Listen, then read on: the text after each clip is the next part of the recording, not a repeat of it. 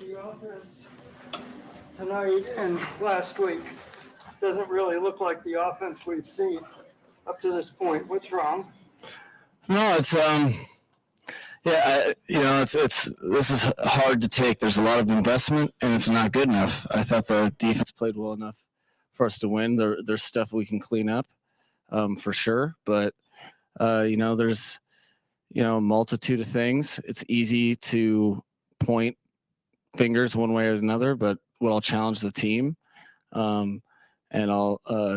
is to do exactly as I'm going to do, which is you're just accountable and look at everything you can do better. It's not to our standard. It's extremely disappointing. Credit does go to the Chargers. They executed a great game plan, and really out physicaled us, I thought. And so that it's, football's a humbling game, and that, these are the things that you have to learn as a team. Unfortunately, we had to learn it the hard way. So that's not, for what we want to do with this team, that's not going to get us there. Need a better performance, and it needs to start, or it will start with me, because that's not, bottom line is we have a fully committed team, and we haven't, like you said, really executed to our standard the last couple of weeks, and nowhere else to look but myself.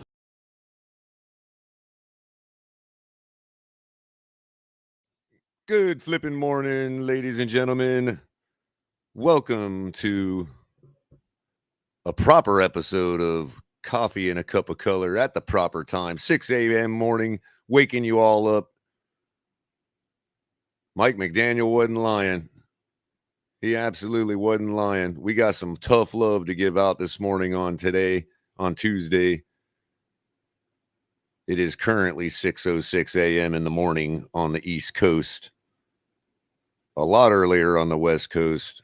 Waking up our friends at 5 in the morning in the Midwest. 62 degrees this morning and clear at West Palm Beach International Airport. As you can see, I got the little sweater on. I'm your host, Color Commentary. Good morning, everybody. Bright and early, waking up with a cup of coffee. Today's brew is Dunkin' in the Keurig. And I appreciate every one of you. 17 of you waking up with me this morning already. Wow, I thought I was going to be talking to a wall. Got 9 likes, so there's obviously 8 of you that don't use your blinkers. I know it's the morning. I know we get a little lazy on the blinker in the morning. Some of us get lazy on the blinker on Sunday evenings in prime time, but we'll get into that soon enough. As you can see, I got a poll up. I want y'all's answer on that. Is the book written on Tua? Is there more to be written? Is the book closed? Is it wrapped up? What's the future of Tua? But we'll start that conversation with a simple question. Is the book written on Tua? Yes or no? We'll keep it up most of the show. We'll look at the results afterwards. Already got 13 of you voting.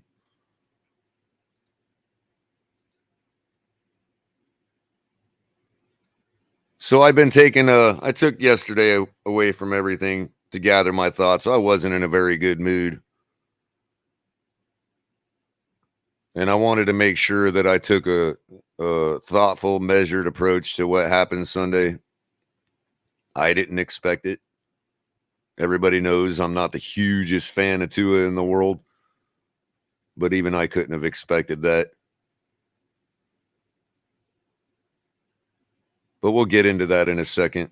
I just wanted to speak with you guys for a couple hours, wake you up this morning, talk about some news, find out what's going on in the world. As you can see, I'm wearing red underneath my sweater as I am fire mad with our football team these days. But I couldn't come out and say nothing yesterday. El Capitan's been under the weather. He couldn't make it last night, but I wanted to make sure I got the show going this morning so y'all could hear something from the tailgate. And look, let's be honest. Who's going to come to a tailgate when we lose? That's not the purpose of it. So we'll get into all that. We'll get into why we lost, what we can do to change it. Do we have any chance in Buffalo? Everybody knows I thought we would lose that game anyway. Well, we can't now, so we'll talk about what we can do to overcome our deficiencies and sneak out a win in Buffalo. First, I want to encourage everybody to like and share this video. Subscribe if you haven't already. There are many ways to support the channel. Currently, the best way to do it is to like and share and get all your friends to subscribe, get all your family members to subscribe. Join us every morning, and every night, hit the notification bell, because you can join us anytime and we'll fire it up just about any time of the day or night. We got plenty of guys now working on the team. We got the rabid Dolphin Lewis. Everybody knows him. Everybody loves him. Some people don't like to hear him because it's a tough pill to swallow sometimes, but he'll give it to you straight, as always. You got me either Tuesday or Thursday night for color commentary, late night, sometimes in the afternoon. Again, hit the notification bell to make sure you're notified when we go live. But you're also going to have me at bright and early most days with a cup of color, and I'll be drinking some coffee. You can join me if you like, drinking that coffee. If you'd like to donate to the channel, currently super chats and super stickers and YouTube stuff is still currently suspended. And until they make it clearer to us why and what we can do to rectify anything, from our perspective, we have done nothing different than any other channel on this platform. We've done all we can to help promote YouTube and their goal in destroying traditional network television. We've done our part. We've played by the rules so far as we know. But I guess once you're in that cycle where they can't figure out why they don't want to give you the same respect as everybody else until they tell us, because, you know, of being shady and all that, they don't want to tell us what's going on. And as such, we can't rectify the situation. So we're in that loop right now. In the meantime, we're going to push forward. We're going to grow our subscriber base. And if we have to become the largest subscriber base on YouTube that is not monetized, then that's what we'll have to do. But there's plenty of other ways you can help us out if you like. All we want to do is come talk to you anyway. YouTube's got the platform to do it, and it is what it is. So, but there is also Cash App. You can use $ the Fins Tailgate to support the channel, or you can use Venmo, the Fins Tailgate, as well as our new Patreon site. You can go to patreon.com/TFTG, become members of our Patreon. We'll get more content out there on Patreon if that's what we're going to have to do to utilize giving you guys the content we want to bring it to you, you know. And as everybody knows, Miss Fins can attest, all this stuff don't run on water, and apparently YouTube thinks it does. So until they want to tell us what their issue is with us, there's nothing really we can do to rectify it other than give you guys other options to support the channel. But mainly, you don't even have to have a dime. Just hit that like button. Get us in front of more people's eyes, because at some point the advertisers will push for us. And that's what we want to do. Grow our base, get the subscriptions up, hit the notification bell so you know when we're going live. And of course, you can catch, as I said myself, with color commentary. On Saturday nights, you got Late Night Exhale with Ali, bringing all the hype for Sunday's game. Saturday's game this week, looks like Ali might have might be doing pregame with Late Night Exhale. That's pretty cool. We'll see what happens there. And of course, every other night of the week, you got El Capitan. Now that he's getting squared away with his new studio, new residence, all the bugs out of his system, and he'll be going. Of course, besides all that, you can make sure you're hitting the link in the description below for Fanatics. Of course, Fanatics is your officially licensed gear provider for the NFL, NHL, NBA, MLS, and all others involved.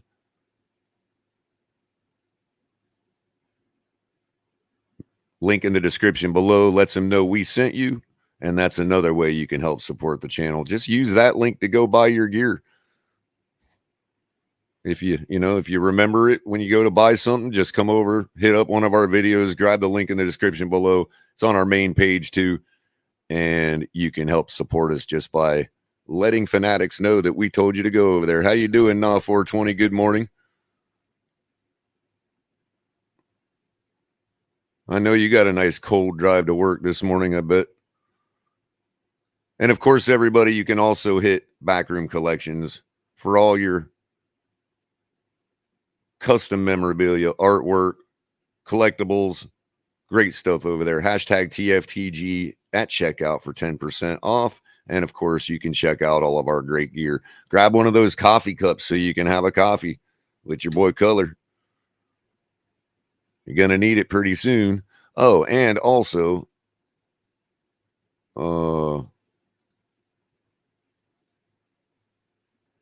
if you'd like to make sure Culler has enough of coffee, you can hit buy me a cup of coffee, buymeacoffee.com/colorcom.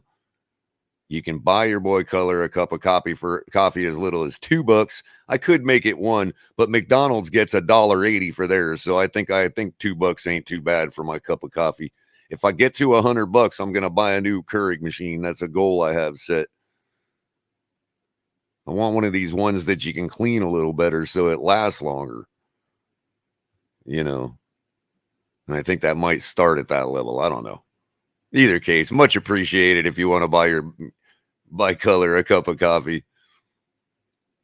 I'll try to return the favor as much as I can with my words and my voice and whatever else y'all like about me. I can't figure it out, or dislike about me. Which, by the way, I have gotten hit from both sides all day yesterday. Wow. It's amazing what happens when you're objective. Everybody hates you when we lose. Oh, I called a win. I said Tua was going to throw 5 touchdowns. No, I said that's what Tua needed to do and could do. Well, he didn't do it, and we all know that. Did I say I believed he would? No, I said I believed he could. So grab a dictionary, everybody. Do yourselves a favor and compare the words should, could, and would. They all three have different meanings. And just be a little more attentive when Culler uses the word could or should instead of would. Because we all know what we should have seen Sunday night, and we didn't see anything close to that. And it is starting to get concerning. It's always been concerning. But you know what? He ain't going anywhere. Our team is our team. We're 8-5. I hate to parrot a bunch of sycophants, but we are still in contention. Whether we're contenders or not, whatever. I don't necessarily believe we are contenders anymore, but we are in contention. So we have to find a way to win. If Tua can't elevate us to do that, then we have to find a way otherwise. We're still a team. We have to find a way despite him to win. And if that's the case, that ain't no different than any other season, ladies and gentlemen, except this season we're 8-5 and we still have a chance. And because we've been shoehorned into mediocrity and mediocre quarterback play, we have no alternative. They're not going to pull him for Skyler unless it gets so bad that there's nothing else to lose.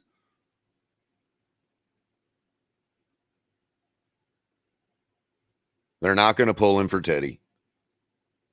Come Saturday night, Tua is going to be up under center as our starting quarterback, and there's nothing we can do about it. Nor should we want to at this point, because it is what it is. He has beaten Buffalo. There was all kinds of mitigating circumstances, I know, but those mitigating circumstances could happen again. Buffalo isn't looking the greatest themselves these days. But this is the point in the season where I have to stop making predictions based on execution, because it's apparent to me that when the cards are on the table, when everything's on the line, when there's a lot of eyes on the TV, it seems to me that we have a serious problem executing at quarterback. And a couple other positions, but not enough to say any of those things lost us this football game. And no, Tua didn't lose us the game either. But I'll tell you what, he did not win it for us. And us as fans over the last 3 years have been validated once again in asking the question, why do we not have a quarterback that can win us a game? We got the best performance out of our defense on the road that we've gotten all year. You can nitpick the problems on defense. You can say, oh, this or that. It's all the defense's fault. And that, you know what? I don't know if you heard the coach or not. Should I replay the video? Because all I heard yesterday was defense this, defense that. And this is from people that I know. No, it's not the defense. This is from people I know what they're looking at, that are so afraid to say that, yeah, we're back to square one with Tua, that they have to excuse and excuse and excuse and excuse and excuse. Now we're getting to the point where there's nobody else left to blame. So who's getting the blame? Ask number 8.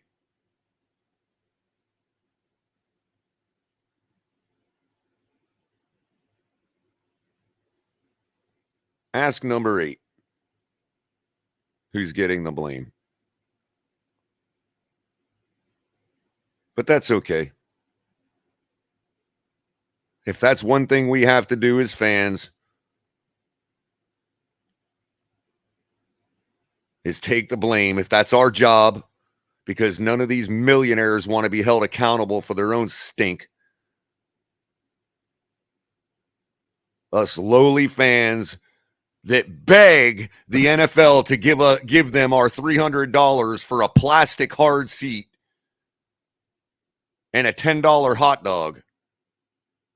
Us lowly fans will take the blame. Number 8. Don't worry. I've been here long enough to take the blame. Now organization's going to start blaming us now. Okay, fine. It's all the fans' fault.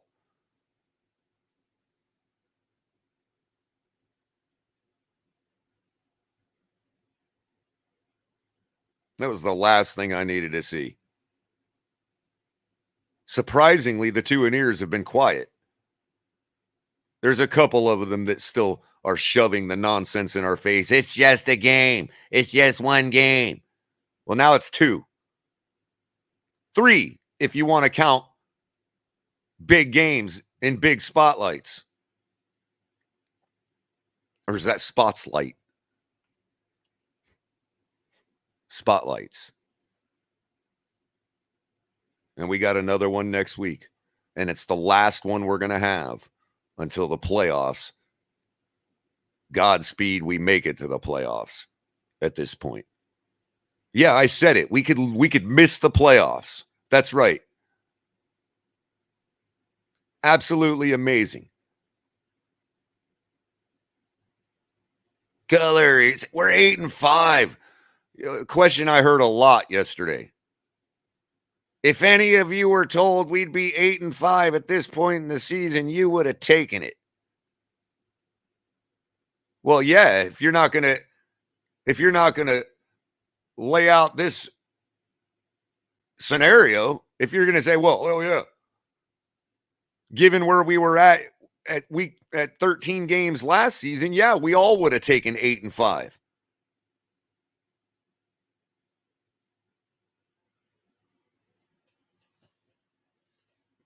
But this is what happens when you keep kicking the can down the curb. This is what happens when you make personnel decisions in 2 different ball games to make sure that somebody doesn't outshine your $1 million baby. We could have won at least one of those games without QB1. We could have won. If not for personnel decisions. And I question the motives of those personnel decisions. I am sick and tired. I wasn't fooled. I told you all, yeah, I've been on board with Tua since he's been improved. And he has been improved. Is it enough? Well, we got one more chance to find out this Saturday night. because you didn't take care of business last week against the 49ers, and you didn't take care of business Sunday against the Chargers Sunday night, you have done set a table for yourself that I don't think you can finish.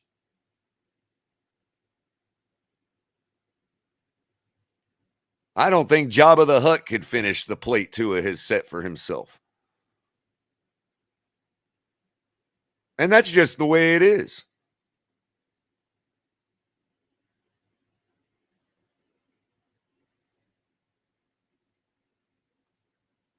Yeah, nobody gives a damn what you think either, great Finns fan.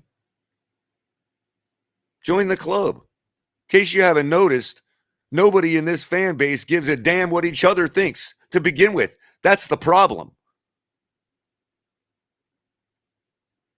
We're all a bunch of soulless minions that can't recognize that each other has feelings. Can't recognize that we're all human beings. Well, I actually did take some solace yesterday. I take solace in the fact that maybe we can actually talk real football now without having to put the caveat out there every 5 minutes that, oh, we support Tua. I can tell you this right now. At this point, at this moment of the morning, at 6:27 a.m. on the east coast of Florida, I don't give a damn about Tua. I don't give one damn about Tua and his feelings or your feelings about Tua. I'm sick and tired of worrying about other people's feelings that don't give two shits about mine.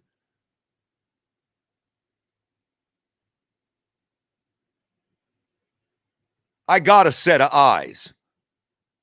And there was only one NFL quarterback that showed up on the field Sunday night, and it wasn't Tua.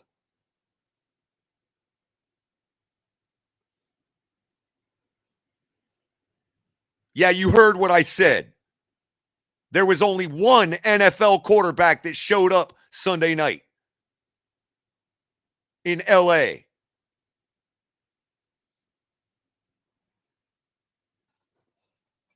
Sue me. Go tell the whole world. Go stand on a mountain and tell everybody what I said. I really don't care. This team is going to be better in spite of Tua. Because the ball is rolling.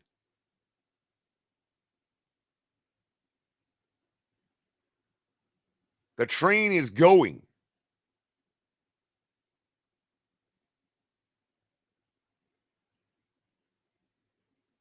If Tua wants to be a part of that, he needs to show it.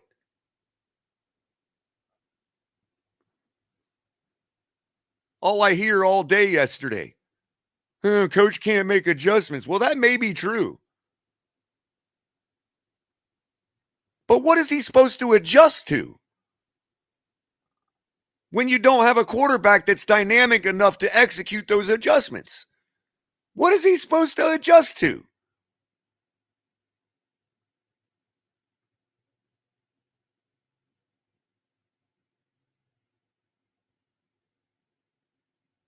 I've seen analyses out there that say McDaniel did adjust, and Tua just couldn't make the adjustments. We saw what his outside throws looked like.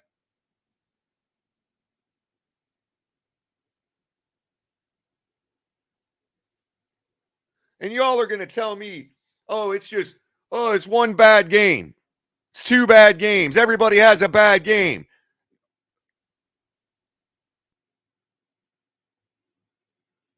They also have good games against great opponents.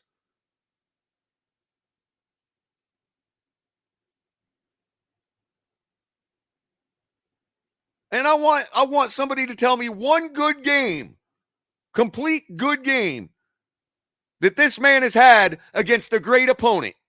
One. A great opponent that had something to play for.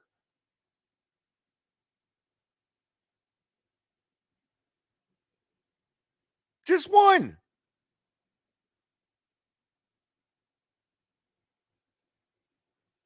We beat three great teams in a row. Good teams. New England, playoff teams from last year. New England, Buffalo, Baltimore, in no particular order.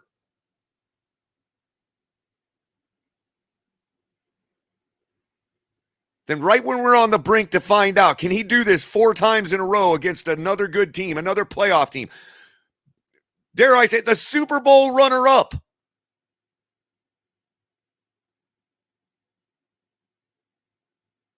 We saw what happened that night.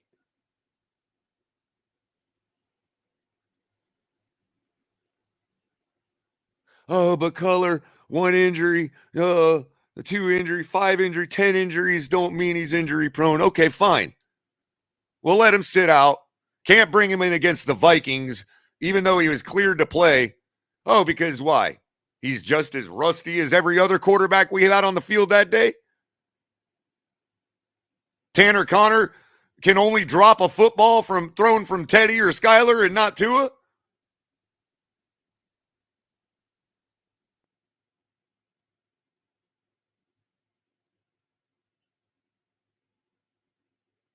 I don't get it.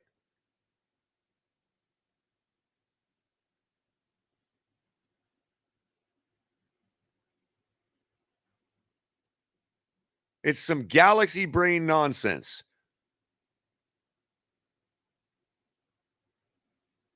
Football is way more simple than that, people.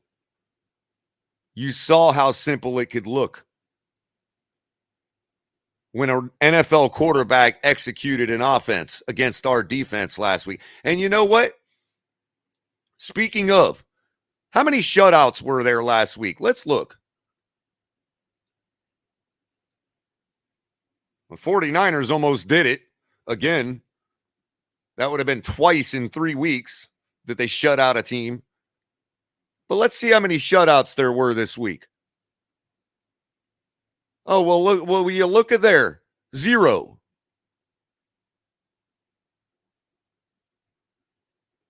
Zero shutouts this week.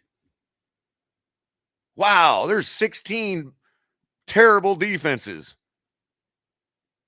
Oh, wait, 32 terrible defenses.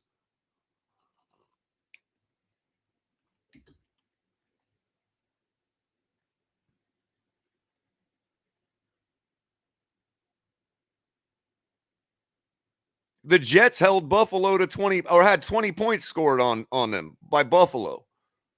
Good defense or bad defense? I don't know, Culler. Watch the game. Okay.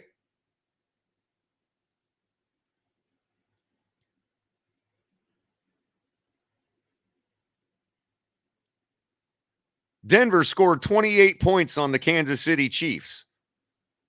Good defense or bad defense? Come on, answer, people. Good defense or bad defense? 28 points on Kansas City, scored by Denver.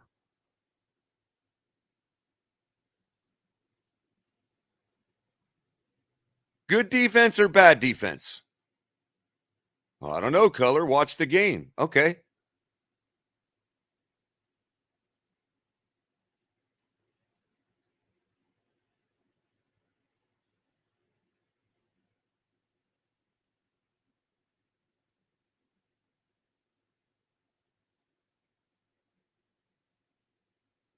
Jacksonville put up 36 points on the Tennessee Titans. Good defense or bad defense?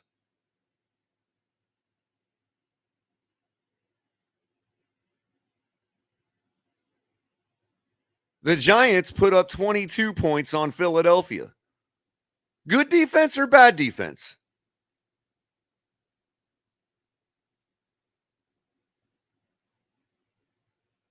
Detroit put up 34 points on Minnesota.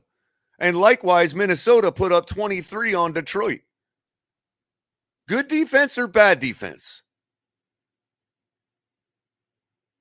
Well, I don't know, Culler. Watch the game.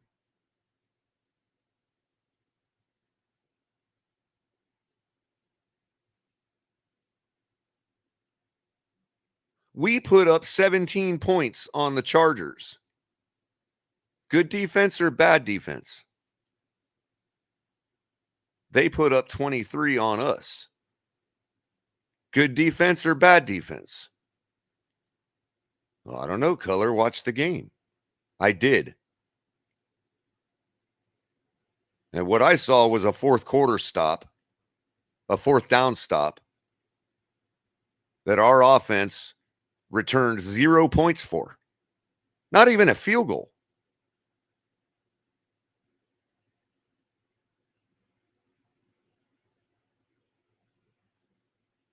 I saw a defense that made a few mistakes, got burned a couple times, and had 23 points put up on them. I see an offense that did 0.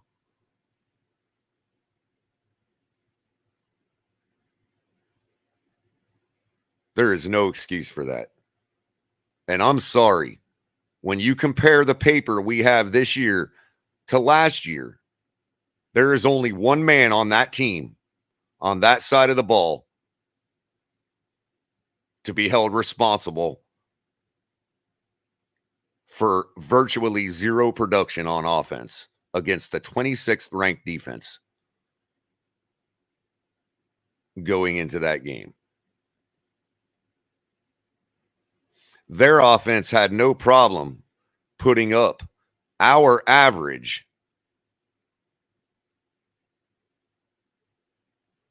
We were averaging 23 points scored against us per game. They had no problem putting that up. Did they put up any more? Good defense or bad defense? On the road, second game on the road, after just taking a loss, a heartbreaking loss up the road. Good defense or bad defense?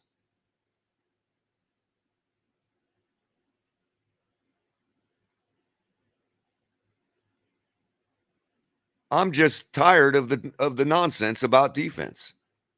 You're lucky. Any team is lucky to even stop an offense from scoring every single drive. You're lucky if you stop them. That's about a touchdown. There's about enough time if you're talking about a well-balanced offense. You're talking about roughly a touchdown and a half per quarter that they could score. So that's 42 with 35, 42 points. Even in a worst case scenario, do we have enough firepower on offense to score 42 points? We keep predicting it all year. Every single team, even the bad teams. 40 burger this, 40 burger that, 40 burger. Oh, it's just the Lions. Oh, it's just the Bears. Oh, it's just the Texans. It's just the Chargers.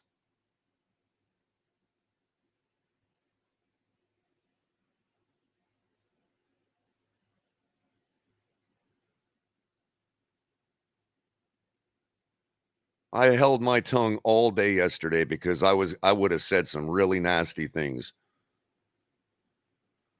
But I have taken a deep breath and realized that there's nothing we can do about it except get better or stay the same. There's really not much we can do to get worse other than lose out. On that note, I'd like to report the news that the Patriots won last night. Not that I had any faith in Arizona.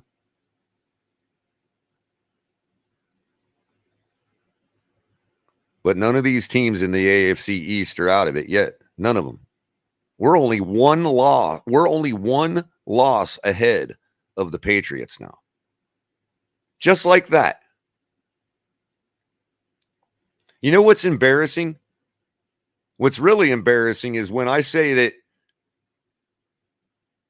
before the season that the Dolphins will be in first place, the Patriots will be in second, the Bills in third and the Jets last. I think the Jets are still going to fall off and be last. But who'd ever thunk that I'd be right about the Patriots being second with us behind them? I'm going to have to swallow that pill. I'm going to have to eat that crow. I do that for you all.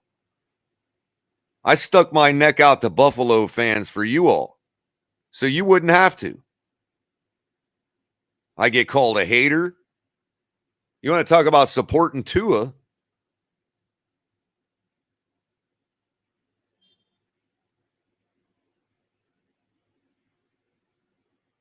I'm the one that has to eat the crow when Buffalo fans are going to serve it up to me come Sunday morning.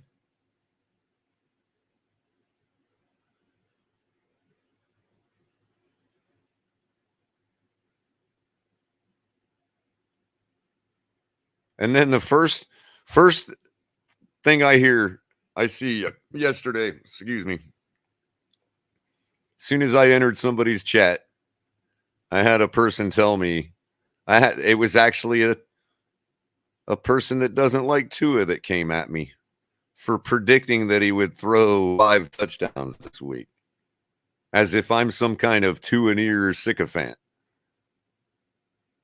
When I said he should, not would. Again, you know what? I'm going to have to apologize. I'm not going to apologize to Tua-nears. I'm not going to apologize to Tua haters. I'm going to apologize to myself because I let myself start to believe again. Just a shred. Even after the loss in the 49ers, I thought, well, that's a great defense. We just ran into a buzzsaw. Okay, fine. Still could have won. Still Tua's fault. We didn't. But excusable. And I thought, wow, 26th ranked defense decimated on injury. We can't keep up with 23 points.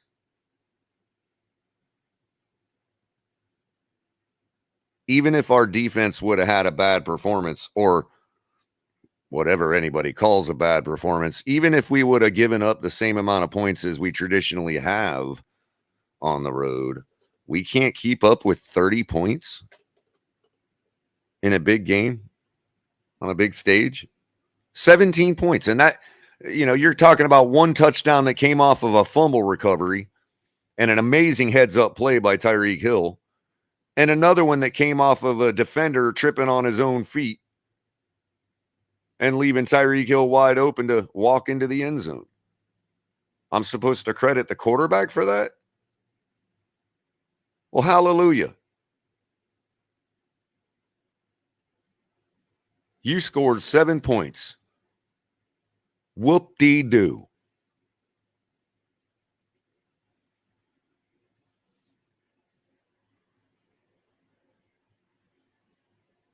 I mean, you can see it on the faces of our opponents, the lack of respect they have. What's up, Roadrunner? Roadrunner just reminded me, and so did Capitan. He must be on the road heading to work. How you doing, Capitan? Hope everything's well. I forgot to say hi to everybody. So we're going to woosah, take a sip of coffee. Again, everybody, today's flavor is Dunkin' out of the Keurig original blend with a little Snickers creamer added to it. Good stuff, by the way. So I would be remiss if I didn't recognize, I have to go way back up now. First in chat this morning, C. Herthel.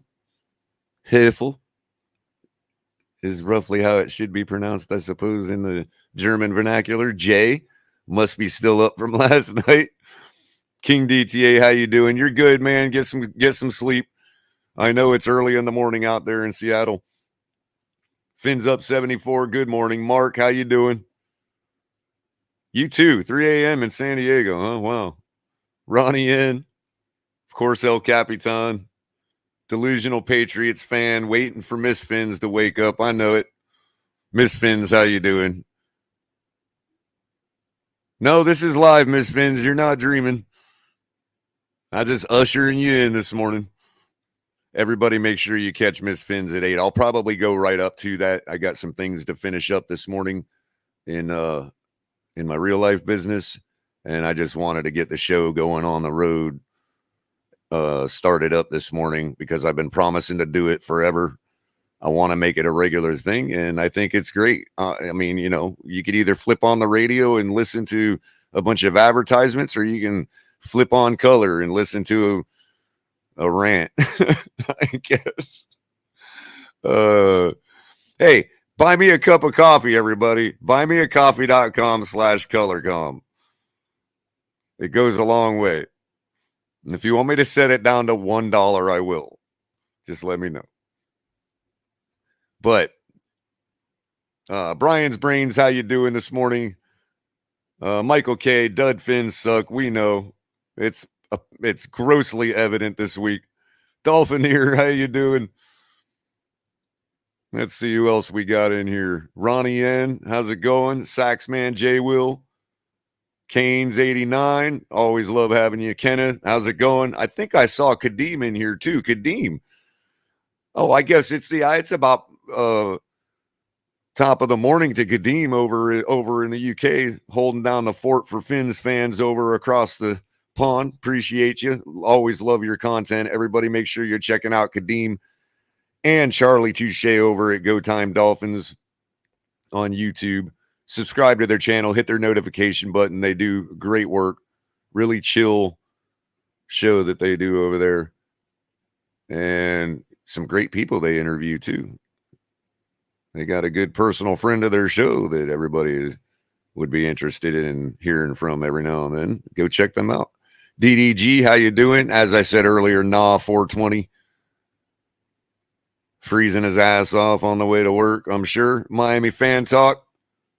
Yeah, up early. I usually am, but I'm usually hurting so bad and kind of on the other end of the night before. But today, my cycle is all adjusted finally properly, and I'm waking up at 5 in the morning instead of being up from last night. So that's why you didn't catch me last night. I was supposed to cover for El Capitan on the Fins tailgate, but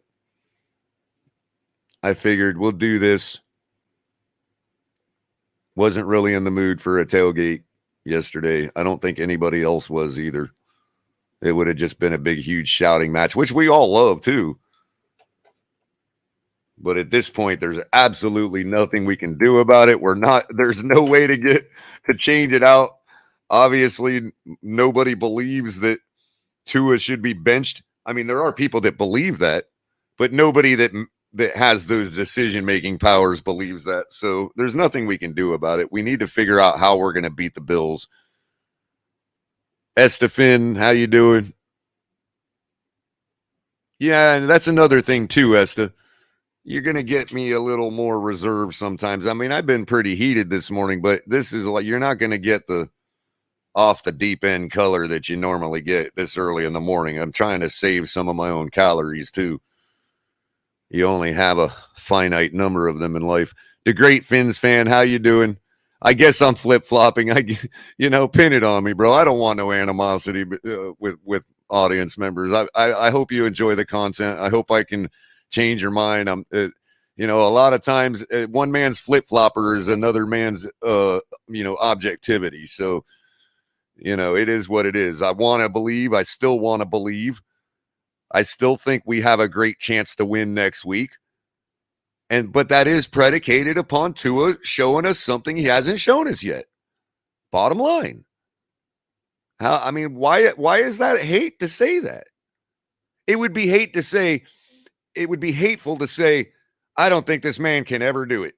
Well, we have this game and whatever playoff games we might have left this season for him to prove us otherwise.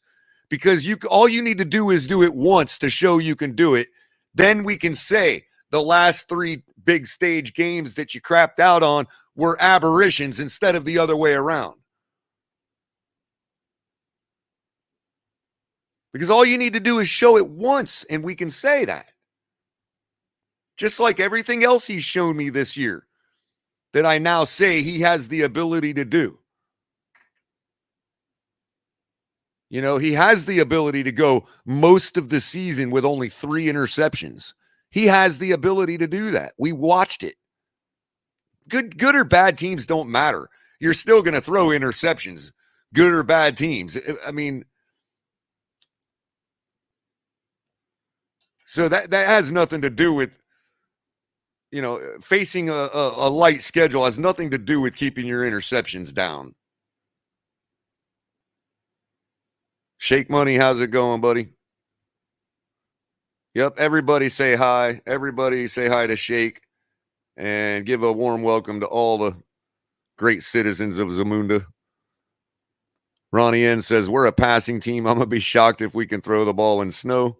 It's not as hard as you think it is. If it's wet, sloppy snow and it's constantly coming down and it's shifting back and forth from rain and ice and all that, yeah. But if it's just a proper snow, dry air, even a little moist, but proper snow where it's just kind of flurries and stops and flurries and stops, it's actually all right to throw and catch a football in it. Sometimes it could be nicer. If the ball is hard as a rock, though, that it can suck to catch it. But a lot of times, if it's a proper snow and it's way below freezing, a lot of times the ball can not actually be as hard like that. It's right at that middle level where it just freezes and turns to ice. You know, that ball gets hard as a rock like that. It does start to get supple again as it gets lower and lower temperatures and dries out. I know. He said supple. Hey, ain't no Dolphin content creator using the word supple to describe the football. Even though that's why Brady deflated him. He wanted more suppleness. Anyway. I hope I didn't miss any. Scar 305, how you doing? Yeah, I know. It is, you know, but look, we got a game coming up like any other game. We got the players we got. We got to find a way to win. You know, that's all there is to it. We just got to find a way to win. Sackman 56, how you doing? Bob, how you doing? I think I saw one other person, Trey.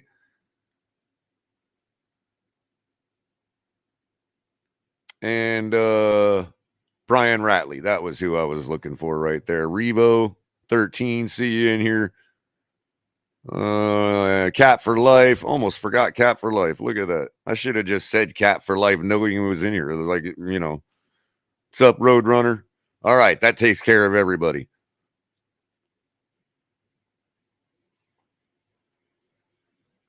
It's like a laundry list of questions when we lose like this and nobody wants to blame the quarterback. Where was Eazy-E? Who cares where Eazy-E is? I thought we didn't need a big body wide receiver. That's why we got rid of Devontae Parker, was it not?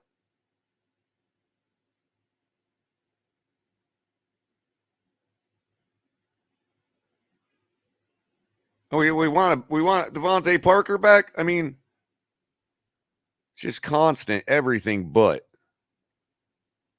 Good morning, Bones.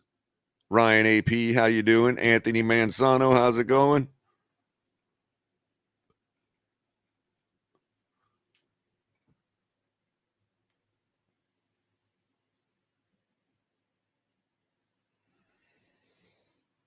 So I don't even know what to say about it, to be honest with you. I really have no faith that we're going to win this week. I never had faith. I thought this would be our 4th loss coming up.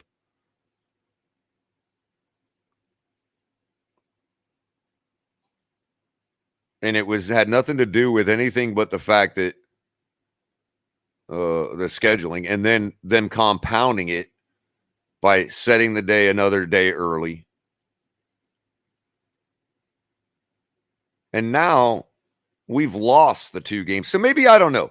maybe we're in a better position to win in Buffalo than we would have been because we're so in our feels about the losses.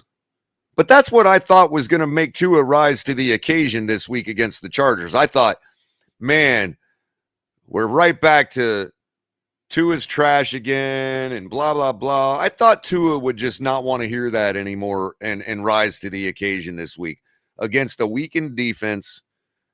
And what ended up happening was probably the worst thing that could ever happen. A bad performance against a bad team in a spotlight, in a big game. So it tells you that it's not because of the team, our opponent. It's because of the stage that we lost. Sunday afternoon at 1 o'clock, nobody would have ever noticed this game, and we would have absolutely rolled the Chargers.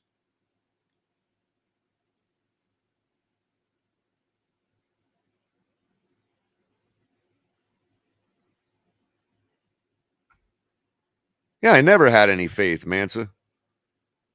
How you doing? Good morning, Mansa. Chill. Couple other late joiners. 72 undefeated. Kevin Lee. I already got Ryan. I'm trying 72. 72 says, walk me off that ledge. I hope we don't get pummeled. I think we're, look, I mean, again, we were in these games as bad as Tua played. We've been in the games. You know, Buffalo does have issues moving the ball right now for whatever reason. How you doing, Artful Dodger?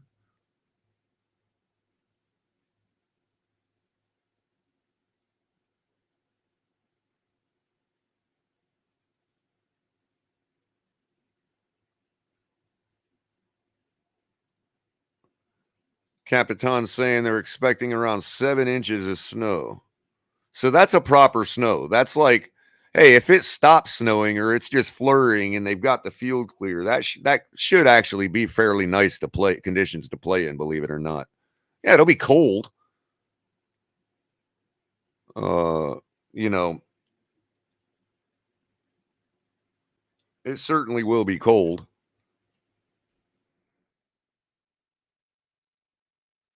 And I can't say I've ever actually played a game in that type of cold, but I do know when it's South Florida cold,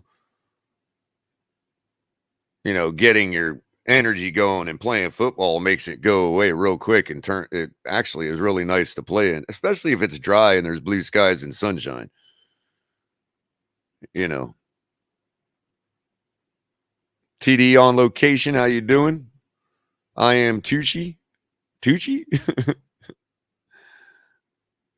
Good morning, Culler. We're not winning another game this year and no playoffs. Hey, you could very well be right.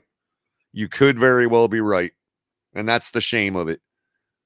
One win in the last 2 weeks and we would be secure. One win.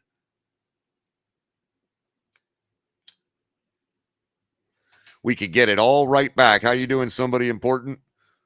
We could get it all right back this week with a win in Buffalo. Could.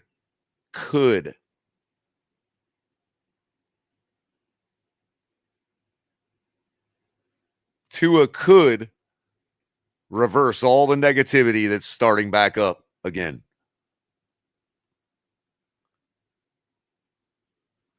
And until I see us walk into a place like Buffalo with Tua and have a decisive performance against a tough opponent with a lot on the line, he's not the guy. Do we want that, or do we want to just, I mean, we really have to evaluate as fans what we want out of this team. And we have to be honest with ourselves and honest with our fellow fans, because if you're one of those people, that's okay. If that's all you want out of our team in football, that's okay. I'm not here to disparage those people. Just leave the conversation. Just leave the conversation. Because the conversation I want to have is contending for a Super Bowl year in and year out. Scaring teams when we show up, when they see us on their schedule, no matter whose house it is in. Be honest with yourselves. When you first see our schedule every year, those that don't know how the scheduling works every year, who aren't already prepared in their head, for those of you that don't follow that deeply, when you see the schedule get released every year, how many of them are you immediately looking for Kansas City? Be honest. How many of you are immediately looking to see if we have to play Kansas City? I'll wait. Be honest. Come on, be honest.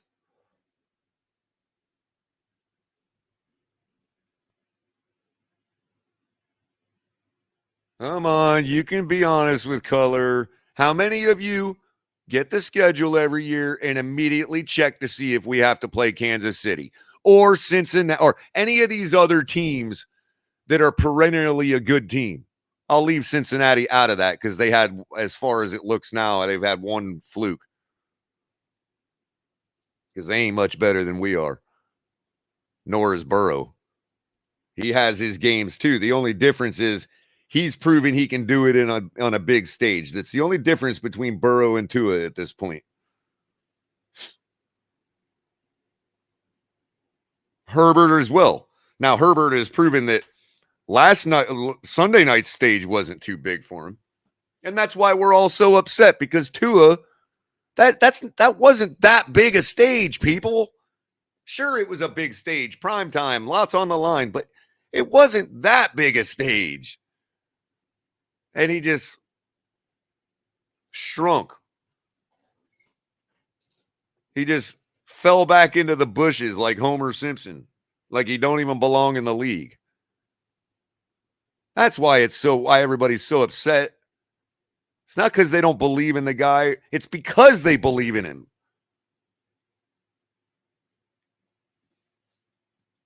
That too, DDG. But part of why they've been roasting Herbert is because they believe so strongly in Tua. And it's hard to blame somebody for blind belief. I mean, it is what it is. Plenty of people blindly believe in things that we all don't think should be believed in. I just never understood the dehumanization and personal attacks for people that don't share your optimism or a person's optimism.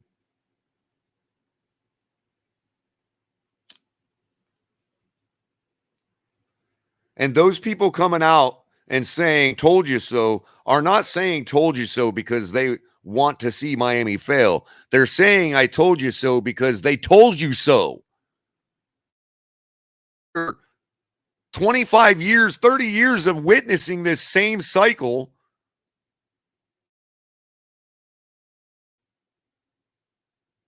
Let me know if I'm breaking up, everybody. My network icon is showing a little weak connection. Just let me know if I'm sounding like crap.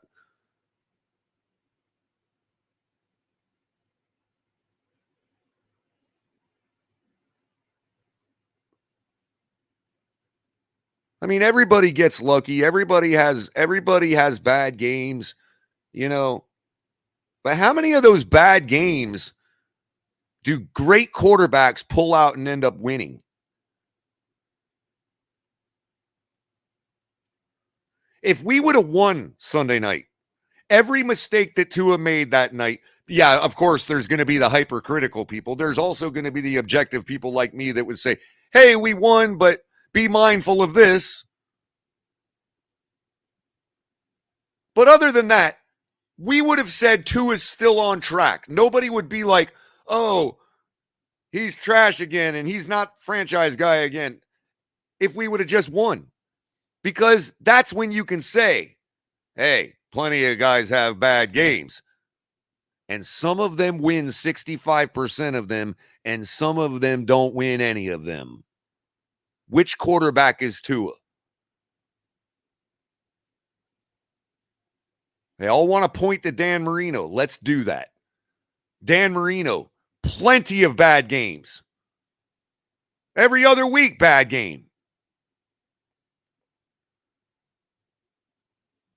But he won 70% of them. And not just the game, 70% of the bad games that he had, he won.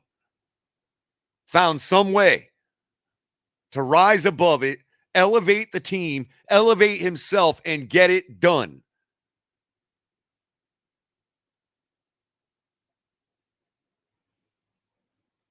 If you don't have the ability, you simply don't have the ability. And we will find that out eventually. There is no hiding it. There's no sugarcoating it. There's no smoke and mirrors in the NFL. Not for very long. That's what it means. Not for long. That's what the NFL means. Not for long when you're a bunch of smoke and mirrors. Not for long when you're a gimmick. Not for long when you're Tim Tebow. And I don't mean talent-wise. I mean if you're the type of quarterback that they have to design a completely new and innovative system for that can be defeated as soon as it's figured out, then you will not be in the league very long. It is not for long for you. And I, at this point, after witnessing Sunday night, I do not believe at this point in time, Tuesday at 7:06 a.m. Eastern Standard Time, I do not believe Tua is long for the NFL. I just don't. I don't believe he's not.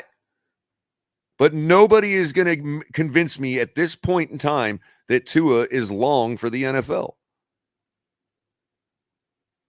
We're going to get a couple more wins. It's going to look like everything's back on track again. The great thing for Tua is he doesn't have to wait. He can get right back in the saddle this week and attempt to prove us all wrong again. And I hope he does.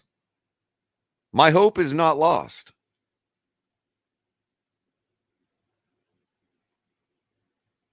Great. Somebody I consider a friend of mine and a very upstanding individual, TD, mentioned yesterday, seemed to paint a picture that having the hope was wrong. And while I do respect TD 100%, I think, again, we need to remind each other of the difference between hope and faith. Hope can be blind. Hope is enhanced by faith, but it doesn't require faith. I hope because I love this team and these colors. That's why I hope. I hope because I love my city and I love the football team that represents it. And I'm talking about on the world stage, on the world geographical stage, Miami's my city. I've never lived there. I've never taken an address there, but it's my city. It's the city that exists to provide me livelihood my whole life.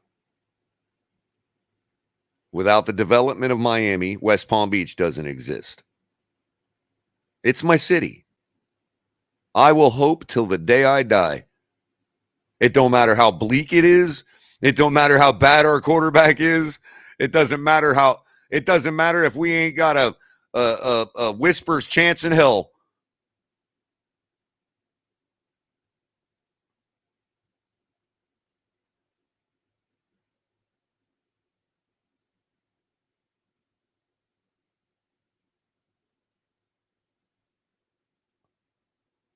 Yeah, a lot of people are tired of the excuses, Lance. Anthony, I saw your question.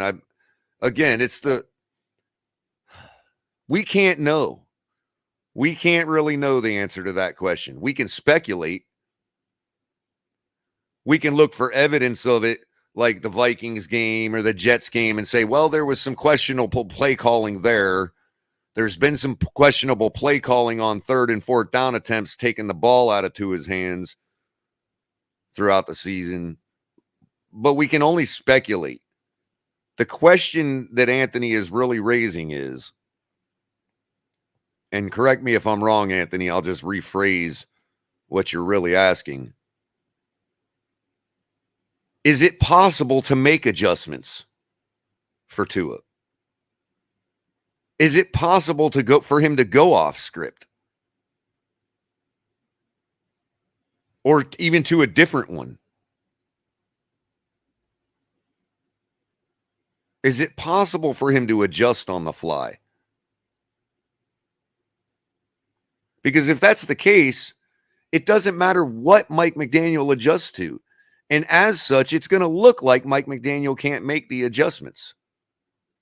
Now, he's taken responsibility, as we saw in the clip to start the show, but he's supposed to do that. And it is his responsibility. We can say Tua lost us the game, or we can say Tua didn't win us the game. We can blame Tua for the play. But we can only blame Mike McDaniel for not having that player ready and put in a situation where he can succeed. At this point, everybody, we're at 1 hour and 10 minutes. I want to remind everybody to like and share.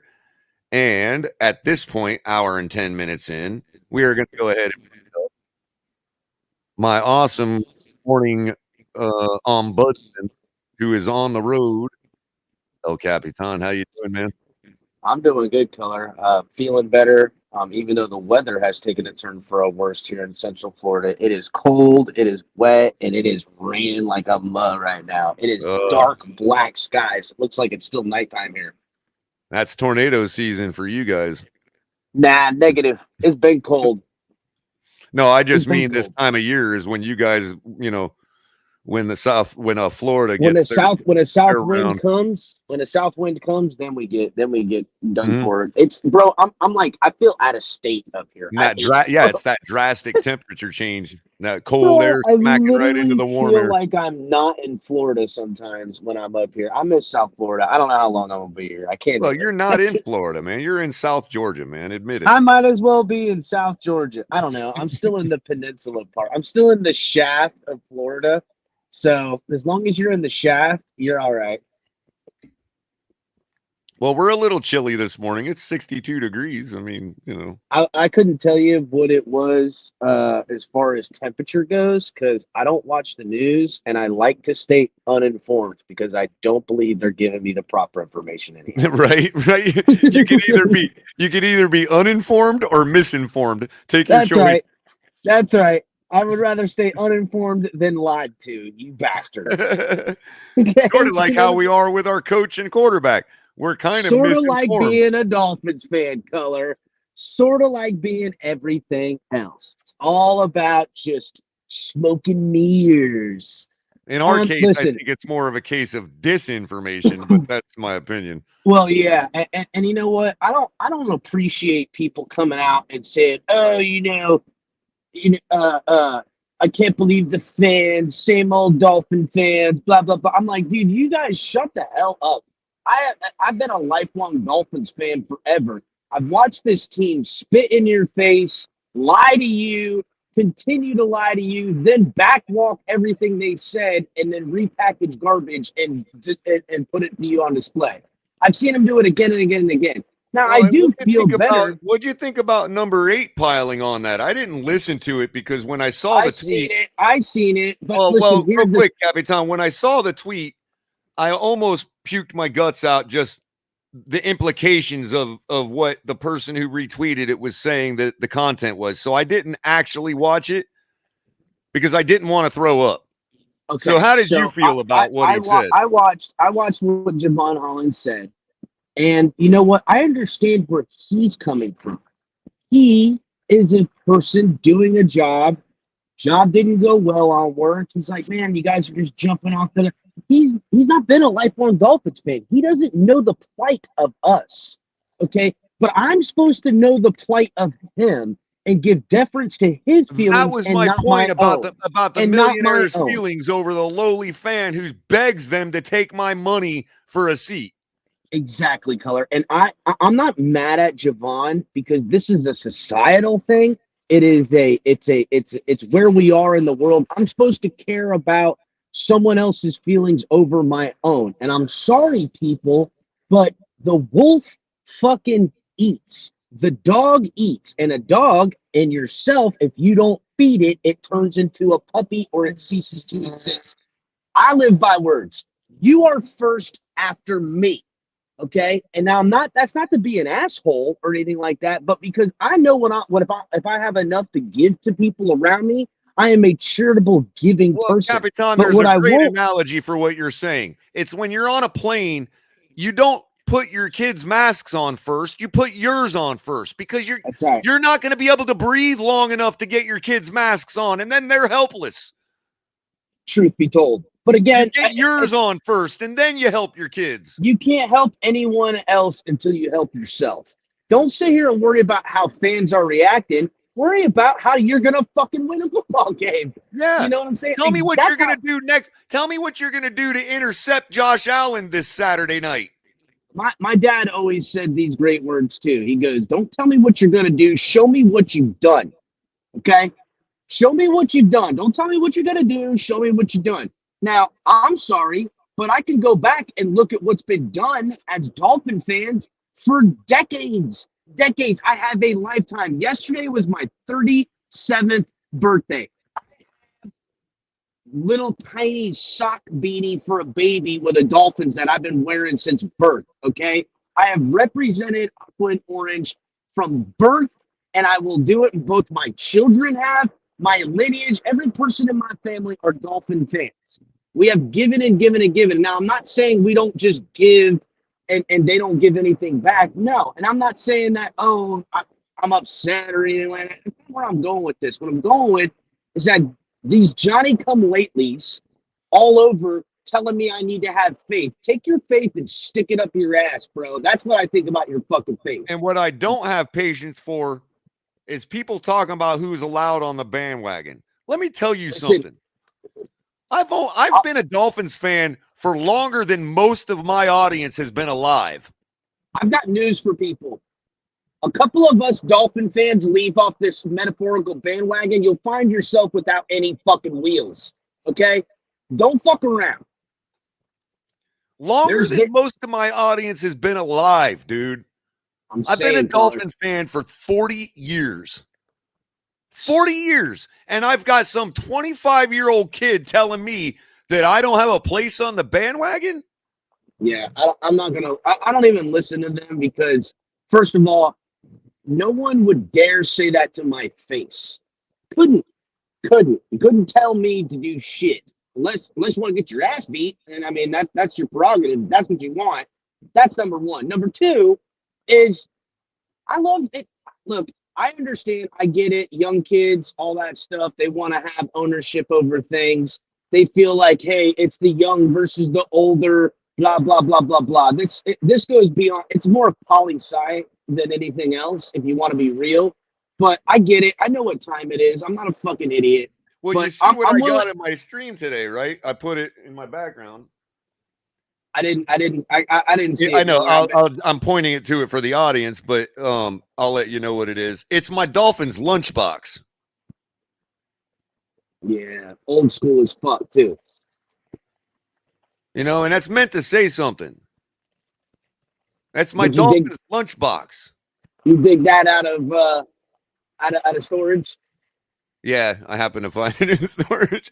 Yeah. And I never used it for lunch, so it's like in perfect condition, bro. Fuck yeah, that bitch is a relic, bro. And it's one of those newer style lunch boxes that's like that's cloth or it's fabric and it's got lined with the coolie material. Sweet. And it's not ripped or anything. It's like perfect condition. The color's still vibrant, all that. That's fucking awesome. Yeah. You know, I found a few other things too, man. I'm gonna be decked out pretty soon, man. I got some stuff I found, man. I almost brought a tear to my eye. I'm not interested in dogging the quarterback. I'm not interested in dogging my team.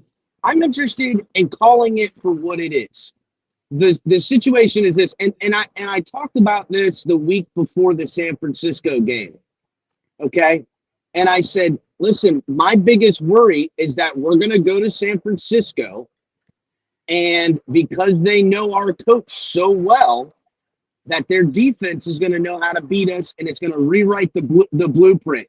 The last time the Dolphins offense struggled, the way we're seeing it now, is right after we played Robert Saleh. And it was when their defense, Robert Saleh, knowing McDaniel very well and this offense, writing a blueprint, and it's a copycat league. Well, I'm sorry, but after the loss to San Francisco, I saw a team that didn't pivot. I saw a team that said, we're still going to do what we've been doing to the Houston Texans, to the Lions. And who else did we struggle against? We struggled against a defensive guy that knows our quarterback, and the other defensive guy we struggled against was somebody that knows how to beat quarterbacks like Tua in Bill Belichick, even though he didn't succeed. Well, I don't really see that as the struggle. Here's what I see, okay? And it's if you look at the numbers, and I did it in the Stratstavaganza with Culler, remember? Where we looked at where Tua is like number one. This is when he was MVP and all that shit's out the window. Sorry guys, Tua's not MVP of the NFL. It's just a fact. He can come out and really throw darts and end up with 4,200 yards, and it still wouldn't matter because of the performances. MVPs do not put on performances the last 2 weeks. Sorry. Yes, they can hit a rut, whatever you want to say, but MVPs don't hit ruts all year. That's why they're fucking MVPs. Sorry. Anyhow, what they were doing is they always push the ball past the sticks, and that's a great stat. It's an amazing stat. But it seemed like, okay, they're pushing the ball past the sticks. Everyone just sit a little deeper on their route. It's how you negate. It's how you negate all of their positional routing. So because they're sitting deeper on the routes, linebackers sit deeper in coverage on the routes, which it really takes away those tight window throws. Because let's face facts, Tua doesn't have a heater for an arm. He's in baseball rules, he's a great pitcher because he's got a great arsenal, but he doesn't have the fucking heater to be, the guy that can close out games against, top batting talent. And Right. It just is what it is. It's not that he's a bad pitcher. It's just he doesn't have a 102-mile-an-hour fastball. So because of that, they sit deeper on the routes. That window beyond is not obviously there. The issue And is it for me, allows the DBs to crash down on top of the routes to close up the windows. And let's face it, we have smaller wide receivers that are shifty, that catch the ball in stride. It's about quote unquote yak. the thing that concerns me about your baseball analogy, pitcher analogy, is that in baseball, that ball is so small and the bat is so narrow that a pitcher like that can thrive in the major leagues in baseball. I'm not so sure if that's possible in the NFL. Well, I know it to be a fact that it's possible because for a one-off. No, not necessarily for one-offs, because I look at guys like Stephen Young and guys like Drew Brees. Well, Steve Young, he had mobility and would run the ball and stuff like that. So that's not so much the ordeal. Which I I'm don't surprised think Steve Young had a weak arm though, per se. he didn't have a drill it into a window arm. That's for sure. Well, no different than Montana. I mean, Montana was kind of weak arm too. And so was Breeze. But then again, we're talking about some of the greatest quarterbacks of all time. Right. We're talking know about what I'm guys saying? that can pitch Uncle Charlie. You know what I mean? Like, we're talking about guys that can pitch a curveball that nobody can hit. Exactly. And so far, Tua hasn't proven that. He's that guy. Well, look, Tua has proven that when he's on, he's on. When he's not, I'm sorry. Here's okay. I was gonna say this for tonight, but I'm just gonna go ahead and say it now. Dolphins fans can't have their cake and eat it too when it comes to the shit talking. And I love the shit talk, bro. I will shit talk with no basis or even having any ground to stand on. I will shit talk. But I'm sorry, when you go 11 of 21 for 145 yards, that looks like Zach Wilson out there, bro. Hey, wait, exactly that's hey, you know what that is though? That's 10 dropped passes. That's 10 wide receivers not in the right spot. No, that was good defense by them, but again, I put the blame on Bro, how many McDaniel. times did we see a pass to Mike Williams Sunday night where we were like, "Oh my God, well you can't blame the defense there. That was great coverage. It was just a great play by the wide receiver." Well, that means that he didn't get no separation. That means Herbert put that ball on a dime. Well, that not a lot of I don't know. I mean, I think back to the catch that Mike Williams had over Xavier Howard early in the first half. I want to say it was in the first quarter on like their first or second drive, and it was like a back shoulder ball. Xavier Howard did everything he could to get the ball, and he still caught it. There But is that's my those points point. too. But that's my point. It's kind of a side argument. Like that receiver had no separation from Xavier Howard, yet the pass was still completed. You know, So it's either a great play by the receiver or a great throw by the quarterback. None of which required separation. Yet we sit here and say our quarterback is bad, has a bad game because our wide receivers can't get separation. Culler, the ordeal is this. There's 4 games left, including this Buffalo game, and we got to win 3 out of the next 4 to get in the playoffs. My prediction going into this year was 11-6. It looks like we can hit that, but we got to remember we play our entire division plus Green Bay on Christmas. Right. It's not going to be a walk. It is. No, it's not. And I'll be damned if I'm going to go to Hard Rock on Christmas and watch a loss. That's going to suck, man. Oh, I don't want to think about those things. We're going to beat Green Bay. Anthony says stats lie. The eye test doesn't. And I've heard that a lot lately, especially since, a lot of the people that say stats mean nothing seem kind of vindicated this week because Tua had a bad performance 2 weeks in a row. And I want to say that you're actually feeding my argument. You're actually helping my argument that stats do indicate something. They don't predict anything, no. But they can show you with a large enough sample size a coded numerological version of what you're seeing in reality. And so they don't lie. They just don't predict like people think they do. And here's what my point, Anthony. The stats now show after 2 bad games that Tua is the 12th ranked quarterback. Is the stat lying now? Lost you there for a second. Well, no, it's not lying because he had 2 bad games. I would expect it to drop him in the rankings. Touchdowns. He hasn't thrown very many touchdowns in the last 2 weeks, so he's slowly dropping down the list of touchdowns thrown. But then you look at things like, yards per game. He hasn't thrown a lot of yards per game the last couple games. That's dropped from 294 to 273. Is the stat lying now? No, it's telling you exactly what's happened. You can also see yards gained per pass completion. Tua is still number 1. So even though he's not completing as many passes, like we said, 11 for 21, those passes are still for 12 plus yards.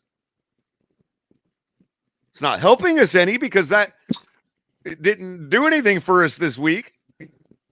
We needed to have different passing. Completion percentage. We all know 11 for 21. Well, he was riding pretty high, around 4th or so in completion percentage. He's now 16th. So the stats don't lie. They just don't predict like people want them to. They only illustrate what's happened already. Yeah, they tell you what is, not what's going to happen. Exactly. And they're in delay. So you can say, well, yeah, Tua looked like the best quarterback in the league going into San Francisco.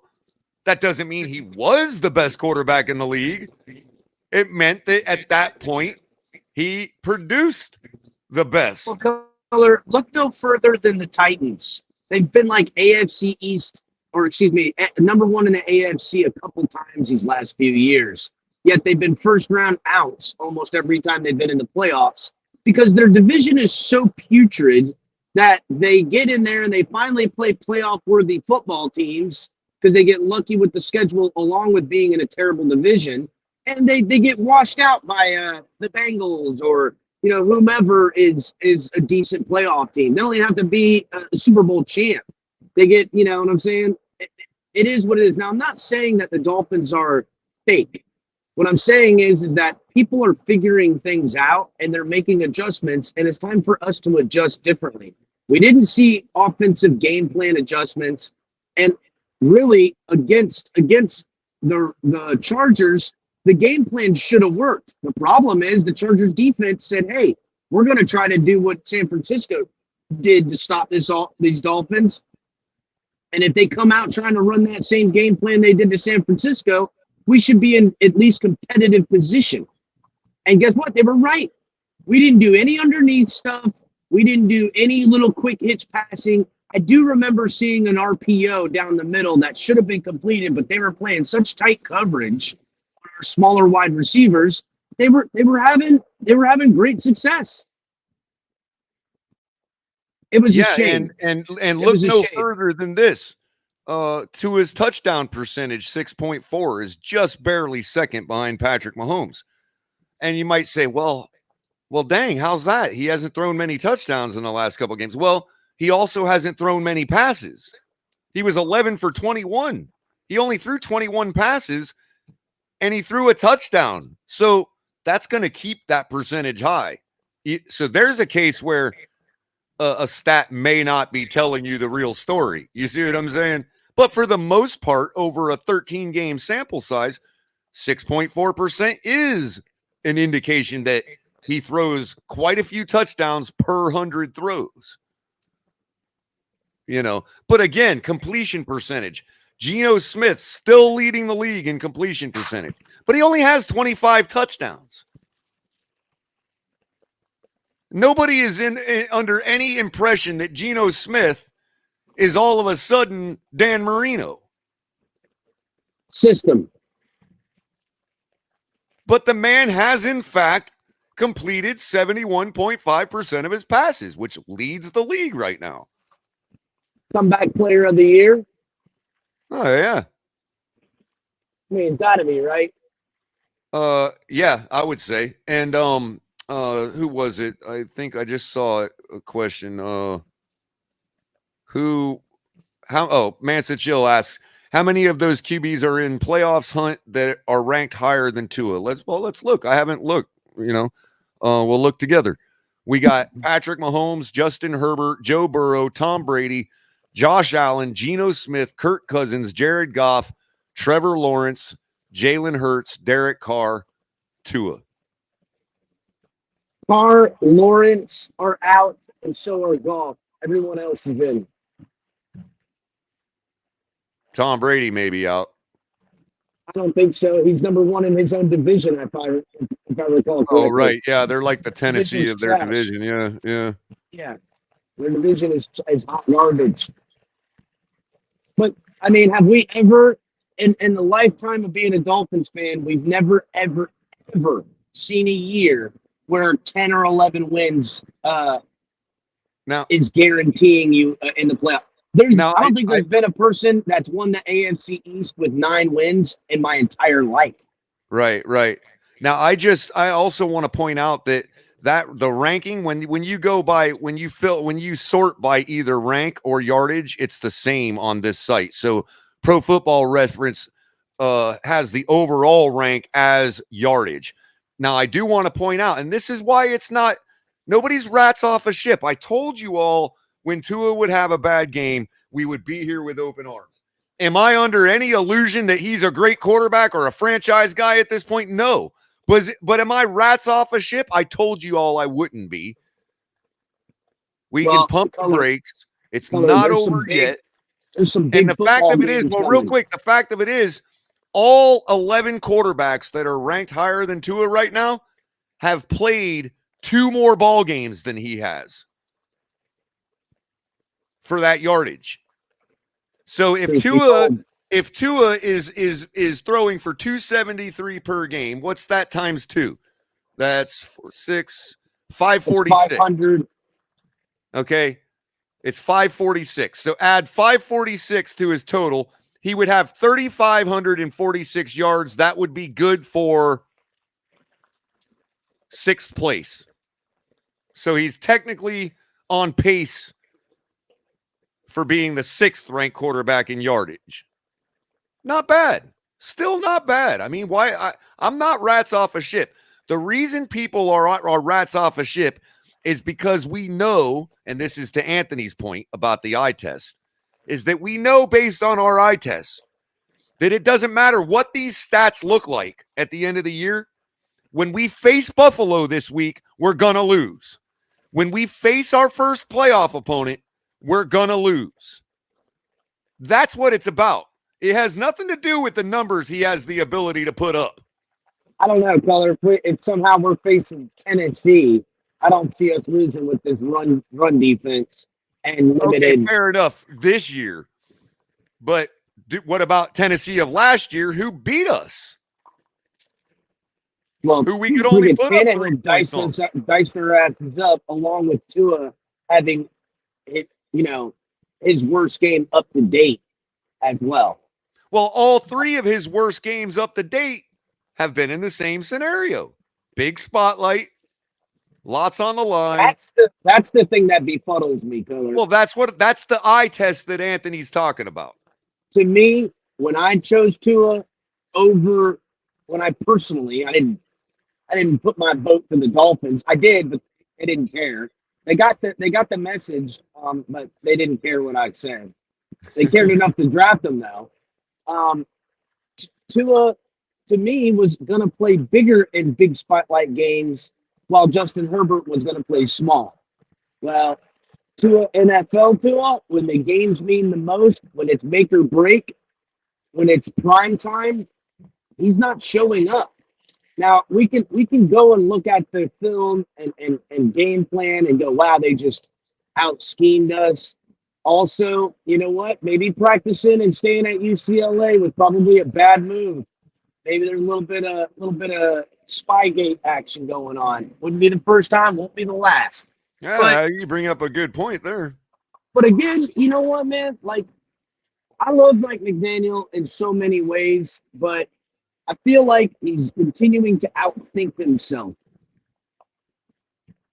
I tend to still agree with that. I like that as far as, what I had said earlier about, speculation and on play calling and all that. I think there is still a lot to do with that. It's like galaxy brained, man, just line up and run the football at this point.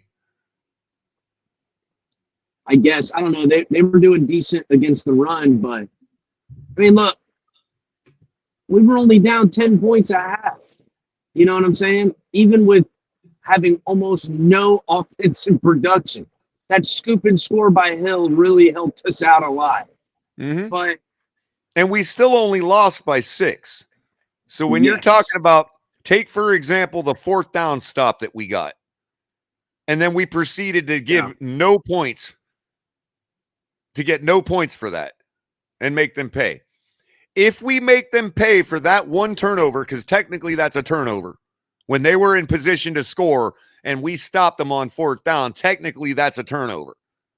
They call it a turnover on downs. On downs. They put it in the turnover category. They don't count it as a turnover in the stats, but it is a turnover, effectively.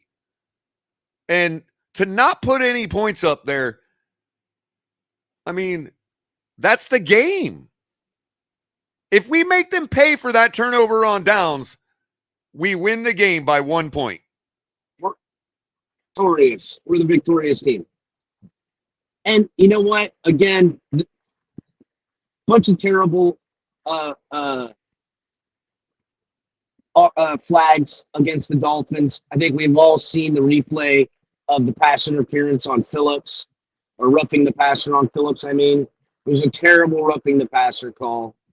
But is that anything new to Dolphins fans? No, we know we go against two opponents every Sunday, us, the refs and the team. We know this. It's a fact. It's a fact. If we put So- up 2 touchdowns more on offense, does that roughing the passer call matter? Mm-mm. It doesn't. It does not. You know, and the same could be said for them.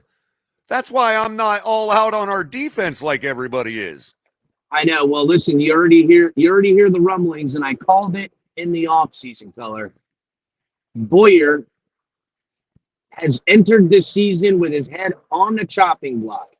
If the Dolphins miss the playoffs, Boyer will We've lose known his he's job. going to be the scapegoat. You're absolutely He is right the there. scapegoat. He will get fired. He will be blamed. Oh, this defense, da-da-da. Look how great the offense is with the stats. Look how great it is. You know, with you this could and almost see it as early as Sunday morning. Like if Well- Buffalo puts up over 30 points on us, I could see them firing Boyer Sunday morning. Nah, they wouldn't fire him mid-season because they still want to go to the playoffs. They can't do that. But I think we all know that there's a couple of candidates on the roster. Miami homegrown at that they're looking at to be the next DC. Anyhow, whether Boyer gets a defensive coordinating job or maybe even a head coaching job, depending on where we end the year, or just gets his head lopped off as the fall Yeah. guy. Alexander says, "Good morning, guys. El Capitan, happy birthday, my friend. Many blessings." Thank you, bud. Thanks, buddy. Alexander. The community's biggest Tua supporter and most staunch. I don't think he's ever Yes. going to get off that. But Well, no, Miss listen, Finn as says much of a absolutely supporter, BS. The defense has been playing well. I don't know if she was directing that towards us in general as a no, general I think comment. she's But she's just to clarify, whether the defense should be blamed or not, it will be blamed, and Boyer That's will be out. exactly right. And Boyer won't get all the things that the Dolphins offense would get. Oh, Armstead was out these games. Oh, this. It was a new year, first year in a new system, blah, blah, blah, blah, blah. Well, guess what? Boyer has a decimated secondary. Xavier Howard's been playing injured most of the year, if not still injured as far as his groin injuries go. He lost his other lockdown corner, which is why our passing defense has suffered immensely. Now our run defense fired.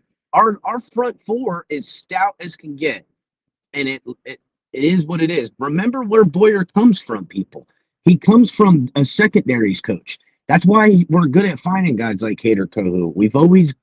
Boyer has been finding these guys and making them work in his system since he got here. But because it's just not what it was as far as turning the football over and everything else like that. And Byron Jones, again, him being gone has reared its ugly head in the operations of this defense time and time again. Yep. We could blame Byron all we want, but facts remain the Dolphins are to blame for Byron because the Dolphins shook him down. He was willing to play ball till him and his camp figured out that they were only shaking him down to trade him. And if That's we a all fact. figured out as fans that he wasn't going to play ball, no pun intended, why didn't we? I mean, couldn't we have done something to rectify that other than Cater Kahoo? Not that he hasn't been balling out, Cater Kahoo is the man, bro. I love that guy. Well, yeah, I credit all the credit in the world to Cater Kahoo. I'm just saying, you don't always get lucky to find above average guys like that. And again, you could argue, as good as he is he Byron? Is he doing what Byron would have done for us? Because as people are astutely pointing out, we give up 30 points a game, albeit a lot less at home. I mean, we give up 15 at home per game, which is still something to be proud of and really illustrates what our defense is capable of, as they showed Sunday night by bringing that average down by only holding the Chargers to 23 points on the road. That was our best road performance of the year on defense. I see Revo's comment, and he says defense can't get off the field. I say offense can't stay on the field. That too. It's a combination of both in that case. There is something to be said that our defense has a hard time on third down. It seems like we're always getting to the guy and just 1 second too late and we break containment. I do agree with that, but it hasn't affected whether we can score points on offense or not. And Period. it also hasn't affected the points per average that the defense gives up overall. Exactly. Because even if we were giving up 30 points per game, our defense is scoring to make up for it. And secondly, our paper doesn't show that we should score more than 30 points a game. Like, even if it was that high, we should be scoring 40 points a game. Give a touchdown to every one of our stars. 1 to Tyreek, 1 to Waddle, 1 to one of our running backs, and Tua throws in 1 extra. That's 4 touchdowns a game right out of the gate that we're not scoring. For what reason, I don't know.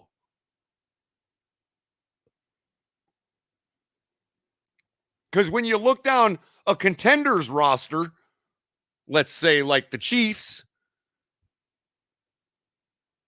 you go through their roster and you say, that person's going to get a touchdown, that person's going to get a touchdown, that person, and then Mahomes for 1 or 2. And you tally up, yeah, they should score 35, 40 points this game. And guess what? They do. Culler, I was looking at Mahomes the other day. Is it me or does Mahomes look fucking bigger?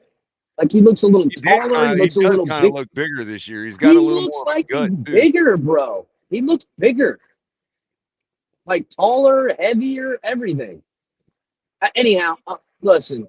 I mean, you get what I'm saying, bro. It's like, I am our defense immensely was tough. absolute garbage.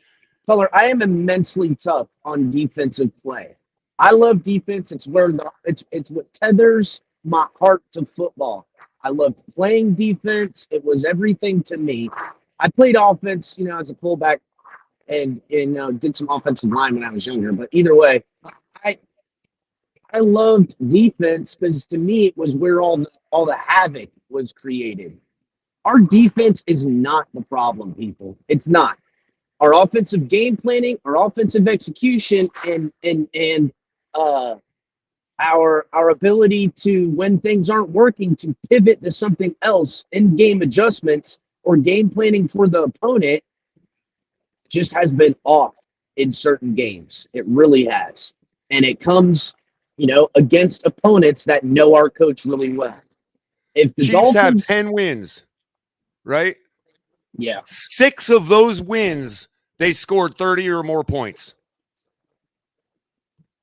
Well, I mean, haven't we scored 30 or more points at least 4 times, maybe 5? I mean, it's not like this offense hasn't put up big numbers.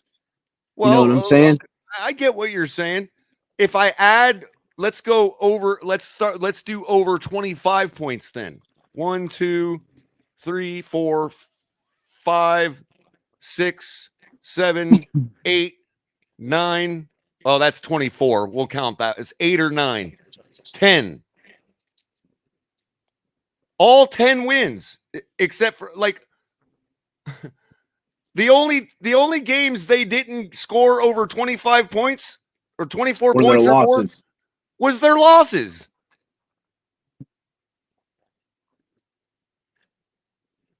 To the Buffalo Bills and to the Indianapolis Colts. And who else did they lose to? They got a third loss, right? No? Yeah, Cincinnati.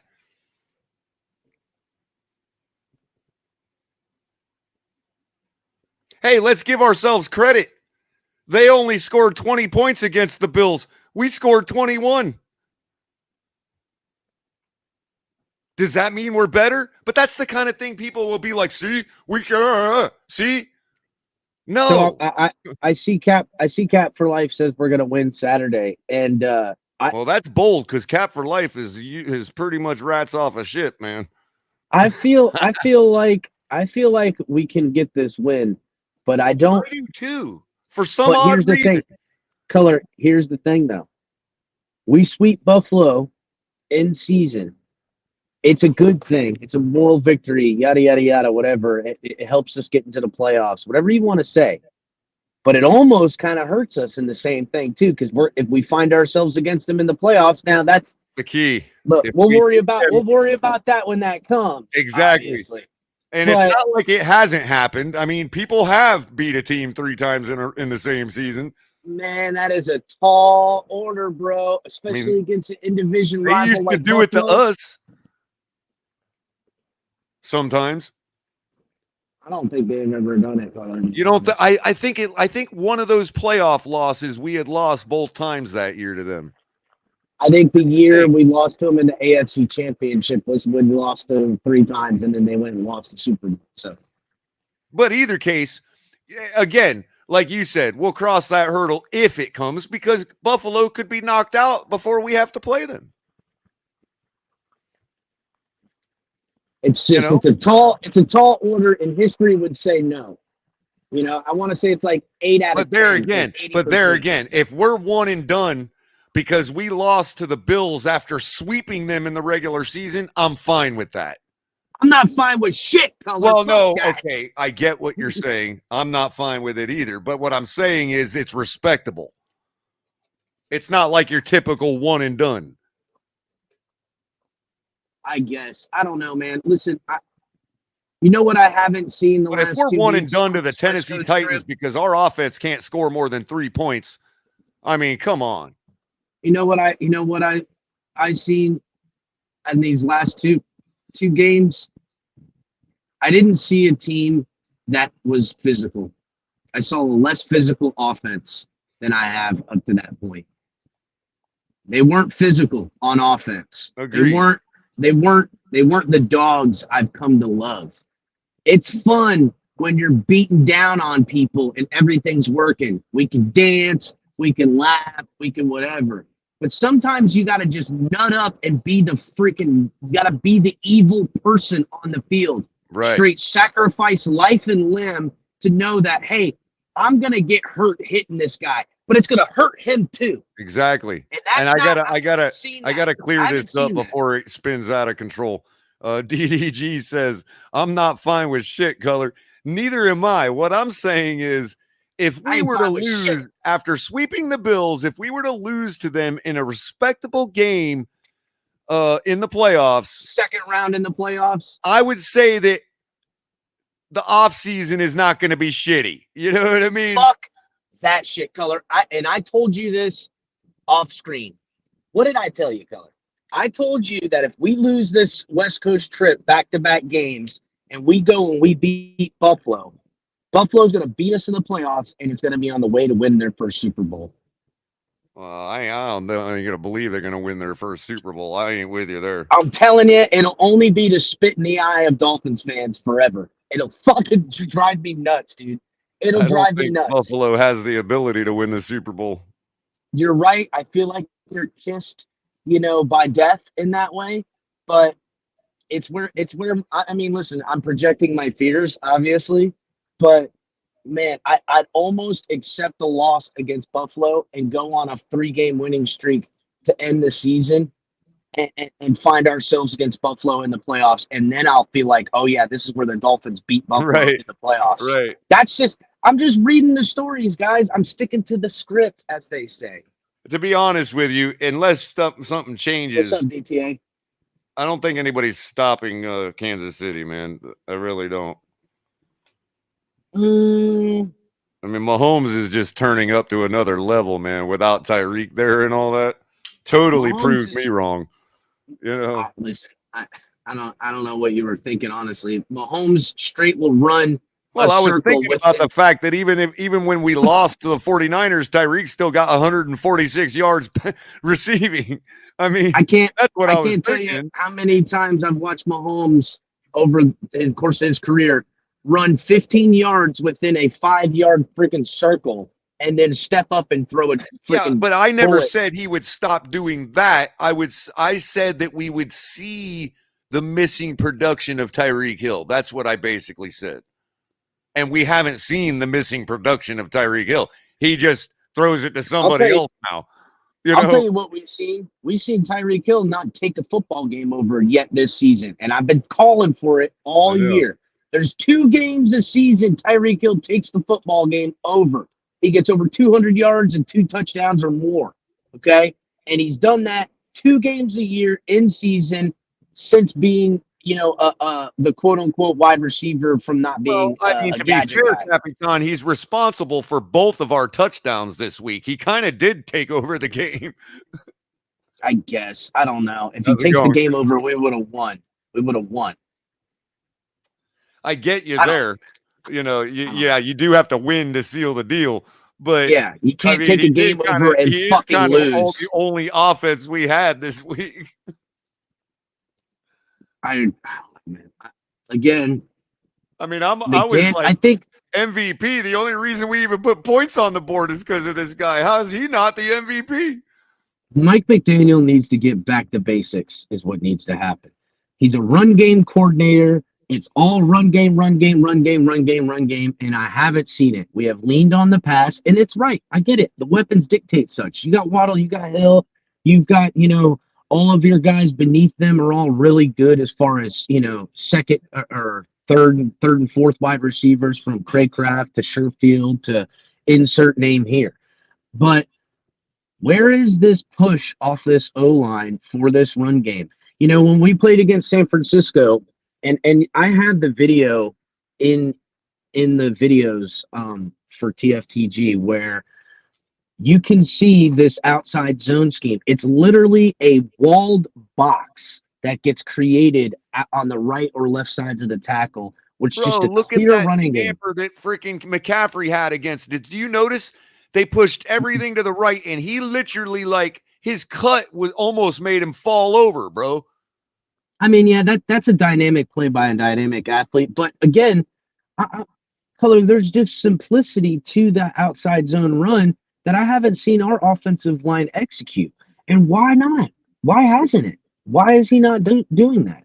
It's got to be better. And look, it's a little too late at this point.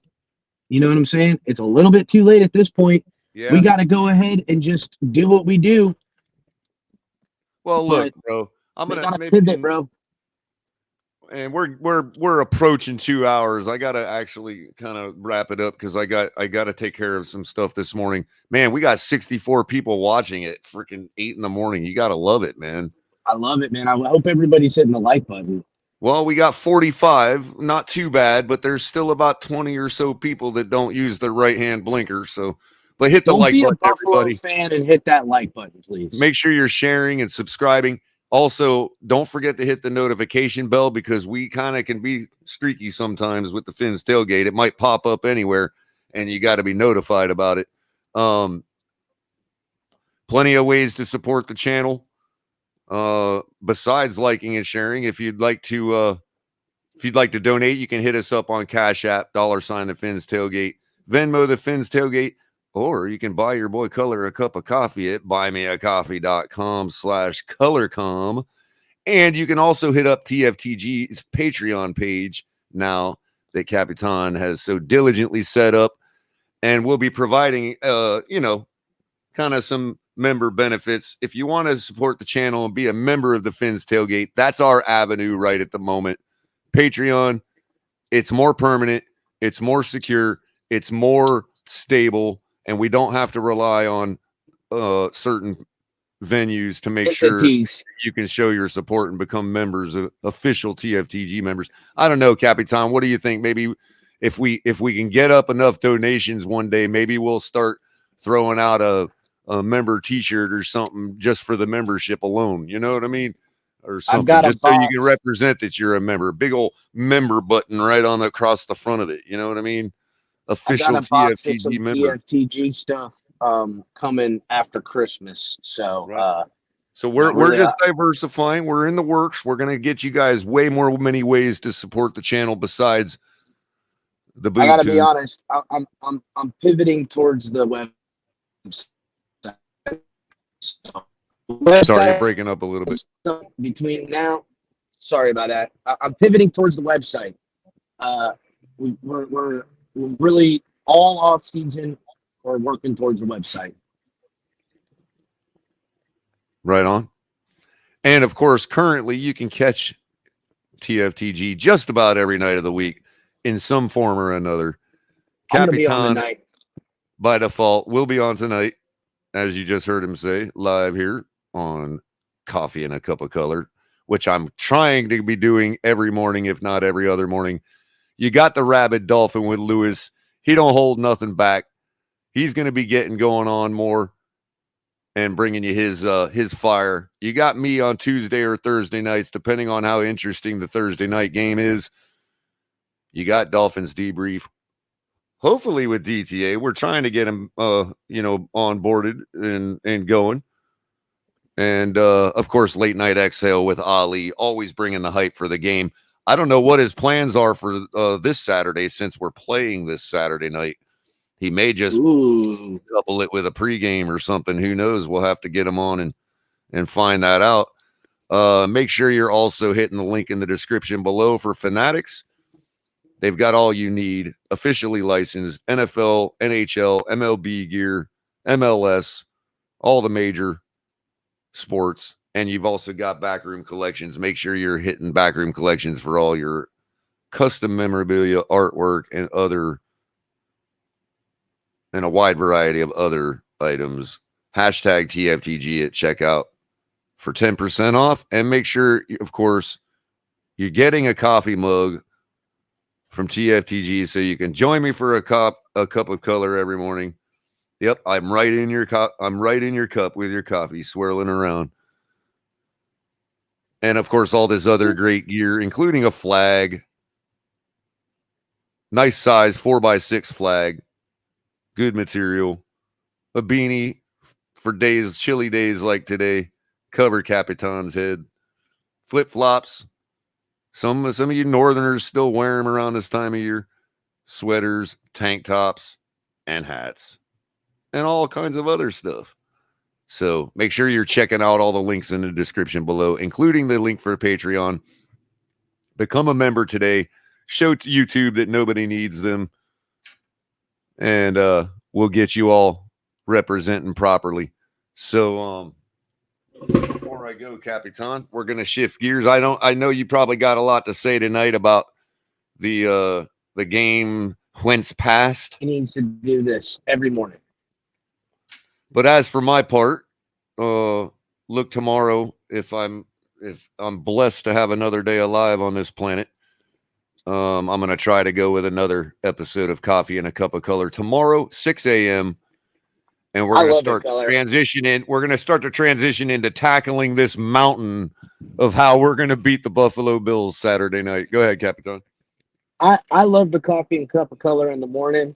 And as long as you do it from the hours of around 7 to 8, I will join every morning. So that's what I'm looking for, is something just like we did today, 6 to 8, get everybody flavored up, creamed up, ready to go. I like it. I would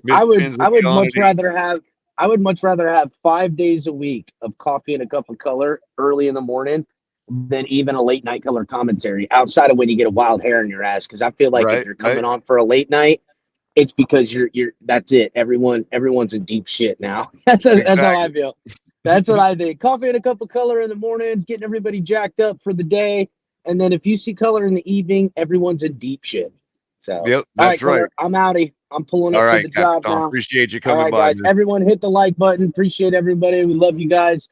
Join the Patreon and keep a lookout for some specialized content going to be coming to Patreon members that will probably never make it to YouTube, because I think we're even going to go a little further on the Patreon than even YouTube would ever allow us as Dolphins fans to even project. They've got standards, and sometimes we just don't meet them because we're just a little bit too raw for reality. So, all right, everybody. Love you guys. Thanks, Capitan. Everybody give a shout out to Capitan, man. Gotta love him. Give him a big happy birthday. He deserves it. He's getting up there in years. That's okay, King DTA. I'm about to wrap it up anyway. You're welcome to come backstage if you want to chop it up. I'll leave it open for a little while. Everybody get over to Miss Finn's, check her out, like and subscribe. She's probably already going. She'll be really flattered if we can get every one of you guys over there. She rarely has that many, like, 60, 70 people watching. And show her that she deserves it too. I woke y'all up for a reason. Don't go back to sleep. Just go check Miss Finn's out. She's got, her show every morning is very well done. Make sure you're watching your P's and Q's. She don't like the cursing and all that. PG. We got PG-13 early in the morning here, and then we go R-rated at night. But Miss Finn's is PG. Just respect everybody in her chat. Go check her out. Tell her I sent you. Give her a like. Hit the like button. Share it. And, hey, I'd rather not talk about we're beating a dead horse at this point. Tua has another chance this Sunday to overcome everybody's animosity and feelings about him and capture faith and all that. All it has to happen is once, man, especially. You don't get more stacked than the odds are this week. You don't get more. You don't ever get Culler predicting a loss. Very rarely. I don't think we even have a chance this week. But we're going to start to transition to talking about how we can climb that mountain, how we can reach the top, how we can take out the Buffalo Bills, because they're trash, and they always are. Fins up, everybody. Appreciate y'all coming by. Love every one of you, and have a great and wonderful day. We'll see you guys tonight.